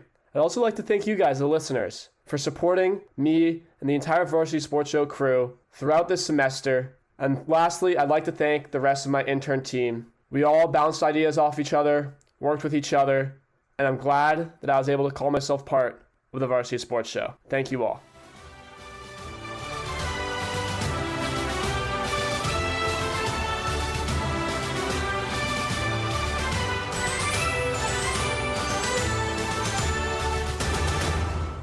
Have you downloaded the KDUS AM 1060 skill for Alexa yet? Dude, Alexa is frustrated. No matter how many times do you ask, the answer is male, chicken.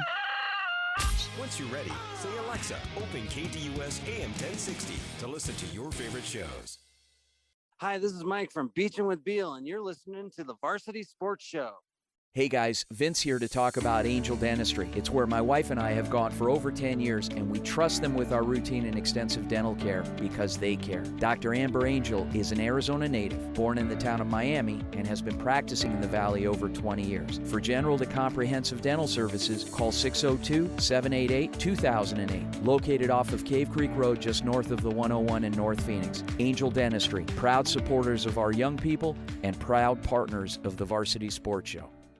This is Coach Lucas Ramirez, and you are listening to the home of the Saguaro SaberCats, the Varsity Sports Show, on AM 1060 KDUS. Founder-level sponsors, the Kristen Graziano Group with HomeSmart Elite, are proud to be Saguaro alumni, community advocates, and your hometown realtors. The Kristen Graziano Group is ranked in the top 1.5% of real estate teams nationally, and your top-selling team right here in SaberCat territory. The Kristen Graziano Group can currently be seen on the Emmy-nominated TV show Selling the Valley of the Sun. When you're ready to buy, sell, or want to know the value of your home, reach out to the group that knows the neighborhood, the Kristen Graziano Group.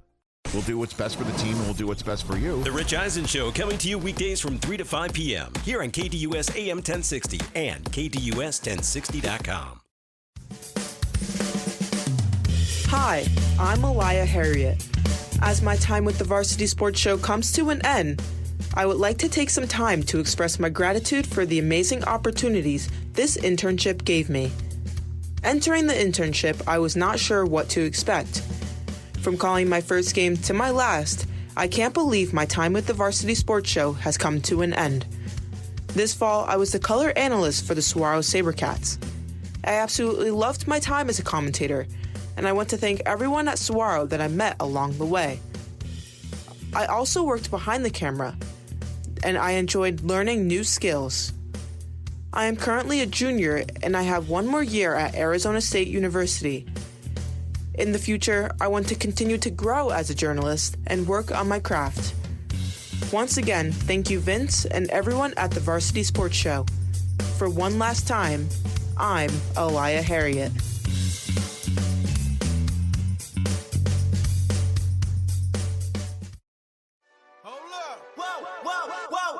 This is the SaberCat Report with Saguaro SaberCat football coach Jason Mons on the Varsity Sports Show, AM 1060 KDUS, Arizona.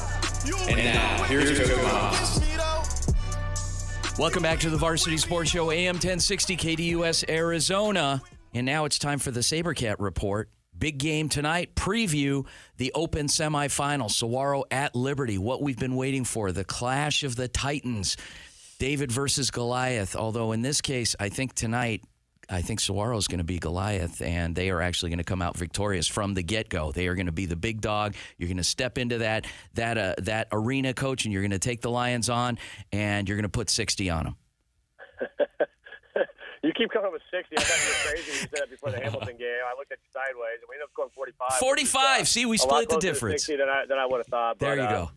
First off, hey, I want to give a shout out to Elia Harris. She did such a phenomenal job this year covering our team. The fact that she's was an intern and getting her feet wet in this profession, I thought she did a phenomenal job, and I know I said this to her, but I think she has a really bright future. So, Coach, just really appreciative of her and all her hard work. Thank you for that. We appreciate that. And I keep telling her, look, when this guy's the OC at Arizona State next year, you got somebody that's, you got an in there. I'm just kidding, Coach. I got to address the elephant in the room. I'm the head coach at Saguaro High School. I know you are. And I'm excited about the game that we've got tonight. Yes. No, of course. Yes, you are. And we appreciate the opportunity to work with you. We've had a great time covering you, and we're going to continue doing just that. Coach, give us a little preview.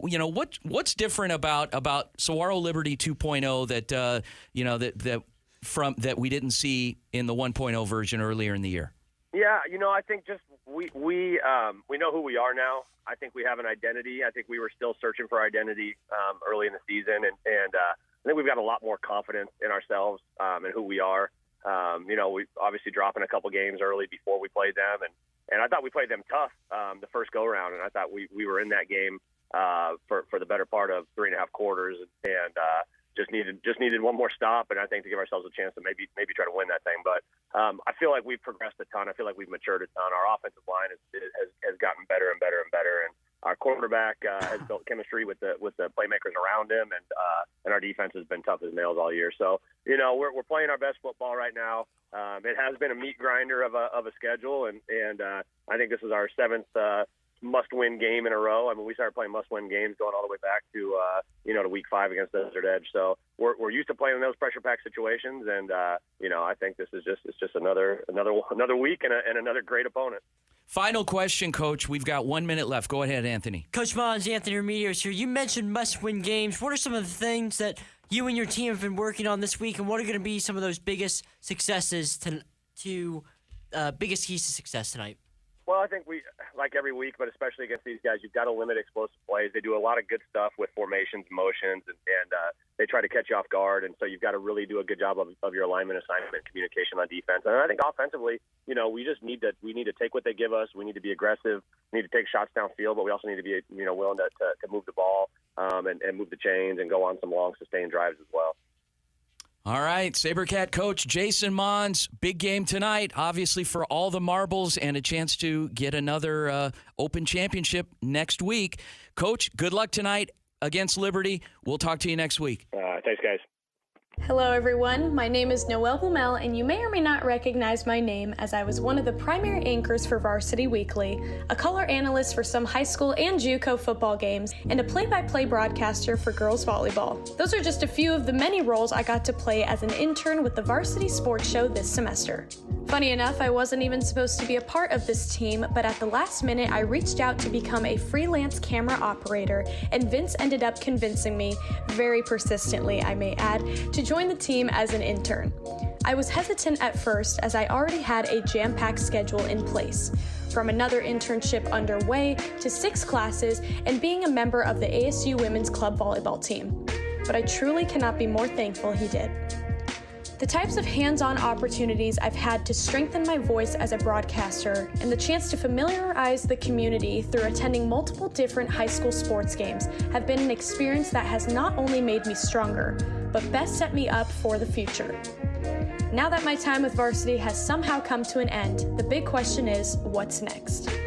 Well, I will be graduating at the end of next spring, but not before working in the Cronkite Sports Bureau as a broadcast reporter. I look forward to further strengthening my skill set to one day fulfill my dream of becoming a professional sports sideline reporter. One last time, I'd like to thank Vince and all of my fellow interns who I worked alongside this semester. I could not have done it without all of the support. So, reporting for one last time, I'm Noelle Blumel. and go Varsity. Hey everyone, for the final time this semester, thank you for tuning in. My name is Damian Rios. At Varsity Sports Show, I like to consider myself a utility player. I was a production assistant for a football game. I did camera production most of the season, co-hosted 2 radio shows with Vince and fellow interns, and I also got to call my first sports broadcast. I didn't imagine I would be doing all of that after telling Vince I only wanted to do photography and write articles. But Vince was very good at pushing all of us out of our comfort zone, and that's exactly what he did with me. My favorite memory from this internship has to be me calling the 1A Volleyball State Championship. That's an example of Vince pushing me out of my comfort zone. I've never called a single game in my life, and he just said, go for it. And I had a great time. It was a great match, and I'm thankful for the opportunity he gave me. After 3 years of being at ASU and 2 previous years of being at a community college in North Carolina, I'll be graduating from ASU in May of 2023. But before I graduate, I will be doing my professional program for Cronkite News as a digital video producer and a photographer. I'll also be interning with Sponsor United as a sponsorship scout. After graduation, I plan on backpacking Japan for about a month on my own. Once I come back, I want to move back to Texas for a little bit with my family and spend some time with my dad. He retires from the Marine Corps in 2023, and I graduate from college just 3 weeks later, so I wanted to make up for the lost time that we had while he was deployed when I was growing up. As far as career goals, I want to be a utility player as well. I like doing multiple jobs, and especially the jobs that no one wants to do. With that being said, I want to be a multimedia sports journalist for ESPN and preferably be working MMA or boxing or both. And finally, I'd like to give a quick thank you. Vince Delizio, I really appreciated you taking me in last spring as a volunteer for a few of your games and ending up making me a part of your fall crew. I had a great time, and I'm very thankful for the opportunity that you've given me. Thanks for tuning in this semester. My name's Damian Rios. Hey, Varsity Sports Show listeners. Sto Safaropoulos here, and today, obviously, these segments, they're a little bit different as all of us interns at the Varsity Sports Show are getting ready to say our goodbyes as the semester is coming down to an end. But I just wanted to speak on my experience with the Varsity Sports Show and just how great of an opportunity this has been for myself. I've gotten to be color analyst all season long for the Canyon View Jaguars alongside Ryan Blank, and it was a great opportunity for me to get my foot in the door when it came to broadcasting. I had never broadcasted a football game before this season, and I feel like I've gained so much experience from the Varsity Sports Show. I've gotten to be camera operator as well for multiple games this year. I even worked the NAIA Water Polo State Championships this season. I got to go to the Arizona State Hall of Fame induction ceremony where we interviewed Terrell Suggs. I also went to the high school football media day for the Agua Fria School District, which was a really fun opportunity at the beginning of the year. But overall, just the Varsity Sports Show, it's given us so many great opportunities, and I'm so thankful that I was able to be a part of something special.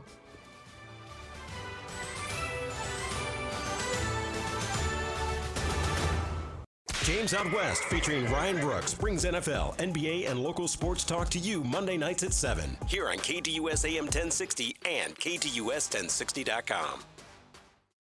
Hey guys, Vince here to talk to you about a good friend of mine named Bob Jenkins. Bob is a Marine Corps veteran. Bob and his younger brother DJ own Vets Built Contracting. You've seen their trucks around Metro Phoenix, I'm sure. For 5 years, they've been hiring and putting veterans to work. Vets Built is licensed, bonded, and insured, both residential and commercial, specializing in renovations, remodeling, new build, casitas, safe rooms, or small commercial TI work. If you're a skilled veteran looking for work, a homeowner in need of work, or a commercial business needing TI work, please call Bob or DJ at Vets Built at 480-584-3675.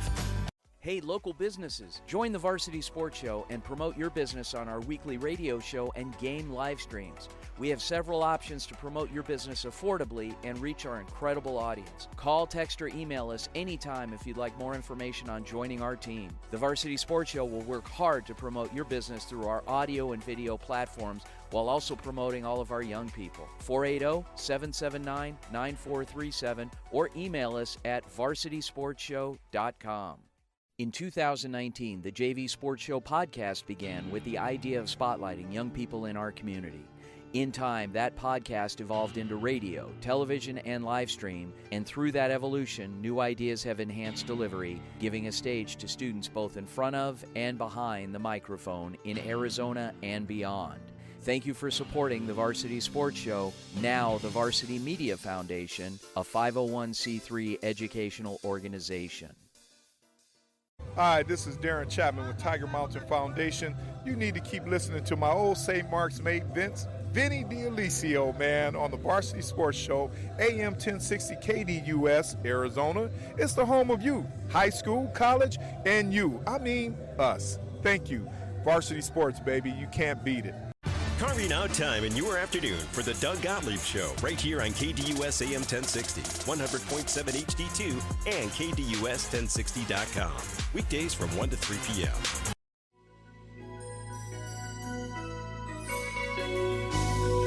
And now it's time for Beachin' with Beal. Random thoughts from a real Orange County, California surfer guy, Mike Beal. The opinions expressed during this segment in no way represent those of KDUS AM 1060 Arizona, the Varsity Sports Show, its host, or its listeners.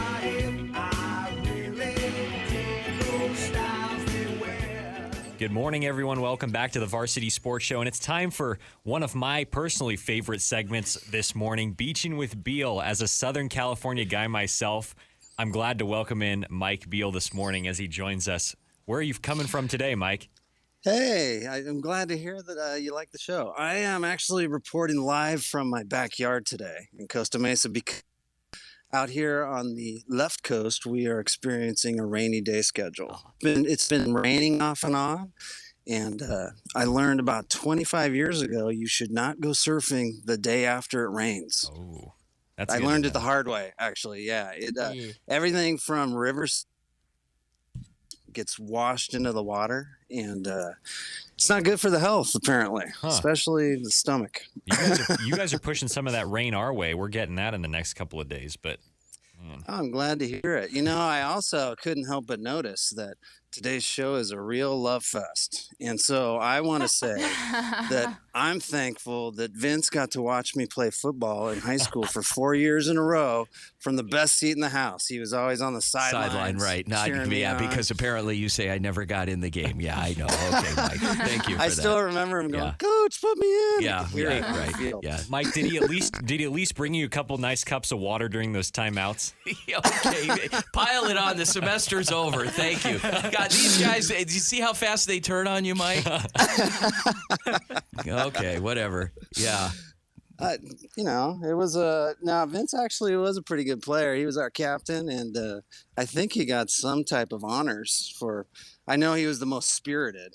Postseason, yeah, I think he Sounds got like Vince. actually recognized the second team all league. I think. Yeah. Okay. So, Mike, so what's going on? So, like Paul said, Paul's an OC guy. You know, his dad's the Oh, Mike, you'll like this. Paul's dad is the president of Citrus College in Glendora. Mike is an instructor at Orange Coast College. Oh, no kidding. Okay. Yeah. So, Mike, if you're looking for a job, don't call Paul's dad. Put in a good word for me, Paul. You know, I'm quite happy where I am. You know, out at OCC, I've never heard of this before, but apparently they have like a sailing or a yacht team or something like that down on Newport Coast.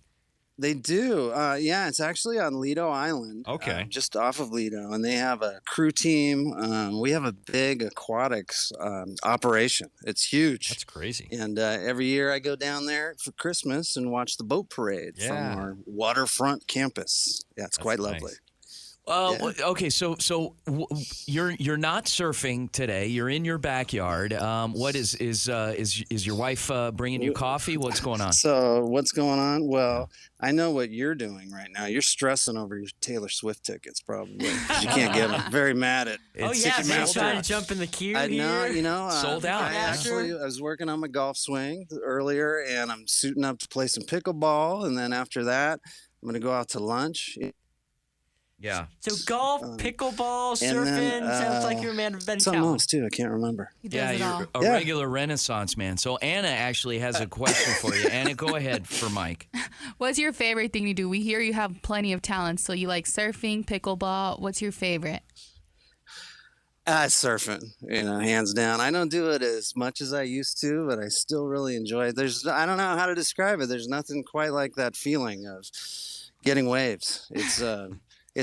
I don't know how I can. I guess it'd be the opposite of Vince. Like when you win, you just get this rush, and so it would be like Vince every day because he never gets that rush. Yeah, he never I wins. lose, a career loser. Yeah. Anthony, you have a question for Mike. Go ahead.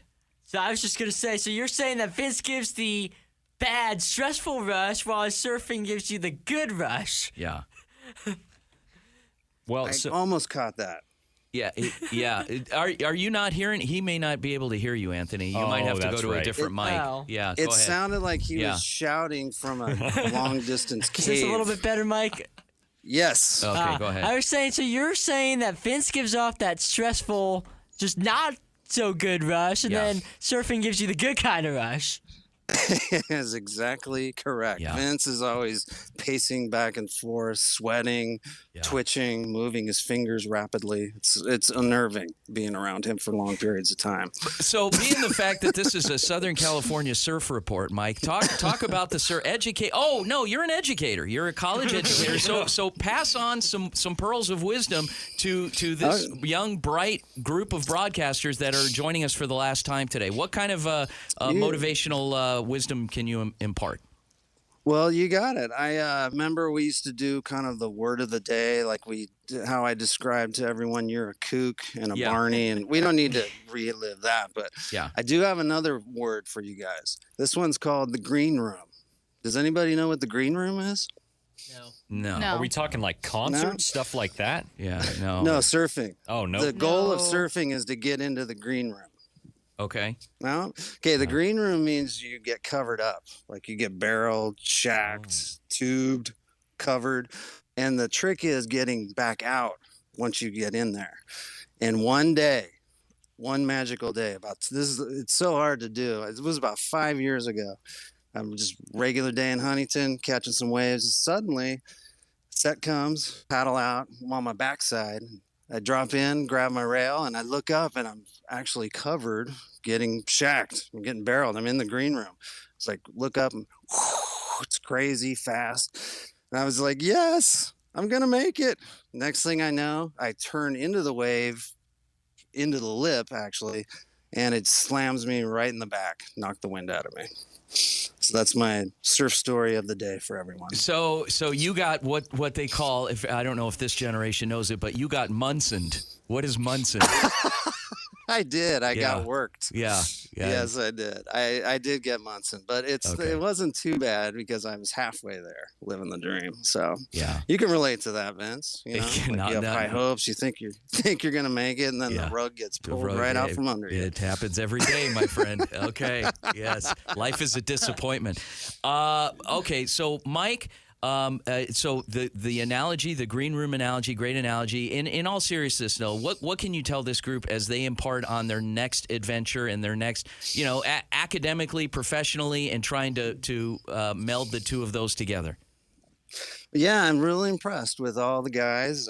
I'm actually proud to be associated with them on the Varsity Sports Show. And my advice to the people that are about to graduate is to keep going. You got to go for it. I would suggest graduate school. I'm a big proponent of education, but whatever endeavor the interns choose, I think they should give it 110. Anthony, you have a question for Mike? No, you don't have a question for Mike. You just want him off the air. I was just saying that I'm also going. That he's talking about grad school, and that that's your goal. I have declared for the accelerated master's program at Cronkite. Awesome, accelerated. Wow, that's big. Okay, Anna, anything for Mike from you? No, just thank you for the wise words. Keep going. Thank you, Mike. Yeah, just go for it, Anna. Okay, Paul. Sorry, Paula. I got one more. So you mentioned just real quickly, you're a golf guy. Are you a Pelican Hill sort of guy, or where do you hit the links? Paul, anything that's free. Anything that's. He asked if you were a golf. He said you were a golf guy. He mentioned Pelican Hill, or do you have a preference? I said any place that's free. Because you've got the alligator arms, you can't touch your wallet in your pocket. But do I? Yeah. No, I stick close to home. I stay at Costa Mesa Country Club and San Clemente Municipal are my two home courses, and they're actually the courses are different out here. They're way better than AZ. I think it has something to do with the weather, different grass. It's very different playing here versus Phoenix, but I like both. What are your plans the rest of the weekend, Mike? You mentioned you were going to go play some pickleball, and anything else beyond that? It's funny you ask. I'm going to a tamale Festival tomorrow, and it's featuring an all-you-can-eat tamale contest. I immediately thought of you crushing that. So one of those rare wins for you guys. Yeah, Joey Chestnut and I we're like we're brothers in that. So yeah, what do you say, Paul? I know you guys look the similarities in your appearance is uncanny too. Yeah. What city is that tamale festival? Yeah, Santa Ana. Oh, okay. Because I know we've got one up in Placentia too. Okay. Yeah, Paul's from Placentia. Yeah. So, yeah. Oh, okay. Yeah, you're one of mine. You're from the OC. It's nice. Okay. Yeah, are you guys watching the United States almost win the World Cup? Oh, yeah, we have a World Cup No update. kidding. Go ahead, Anthony. I hate to be the bearer of bad news here, but the Dutch did unfortunately knock out the U.S. 3-1. So that'll be it for the men's national team. But still a lot of great soccer coming up with the rest of the teams and tournament coming up. Okay. There's one important word in there. Soccer. I'll just leave it at that. Yes. Okay. Still soccer. I know. Vince, I remember in high school you were a foosball enthusiast, kind of an early soccer pioneer in the 70s Yeah, and 80s. it's the unheralded sport. Yeah, so it's definitely a good thing. So, all right, so joining us on the Southern California Surf Report, Beaching with Beal, Mike Beal. Mike, thanks again. We'll circle back with you doing a live remote with Nathan LeDuc next week, so we may bring you on for that. Great. Thanks for having me, and congratulations again to all the interns. You guys did a great job this semester. Thanks, Mike. Thank you, Mike. All right, guys. So in our final few minutes here, let's go around the horn, talk a little bit about your goals. Want to know what's up, what's going on, short term and long term. Starting with Paul. Go ahead. Well, my goals. I've got a lot of different things in the works, but I try to keep my biggest challenge to myself has always been to try to be as versatile and well balanced as I can. So next semester at Cronkite, I'm going to be a digital reporter, a print reporter, if you will, for kind of old fashioned terms, I guess. Writing in the newsroom, and then I'll transition into a broadcast role in the next semester with the professional program. Anna, what about you? So, like Paul said, I'm also doing the Sports Bureau next semester as a broadcast reporter. So I'm excited for that short-term goal. Long-term, we'll see wherever life takes me. Wow, I love that. Anthony. Just like these two, I'll be also in the Sports Bureau. In the spring, I'll be a broadcast reporter. Who knows what my beat will be, but hopefully something baseball-related.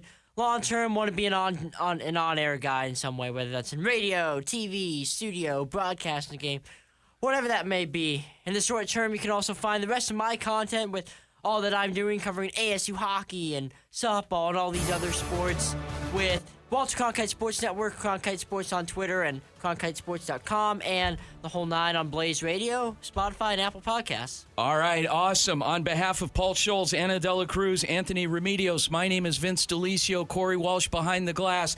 Folks, stay tuned. You've got the Easy Sports Show with Ed and Javon out at Modern Grind Coffee in Avondale, doing a remote out there. Thank you so much for supporting our programming and supporting these young people going out doing great things, featuring all of you. Thanks again here on the Varsity Sports Show, AM 1060 KDUS Arizona. We'll be back next week. As always, same varsity time, same varsity place, 8 to 10 a.m., AM 1060. Have a great one, everyone. Vince Delicio, out.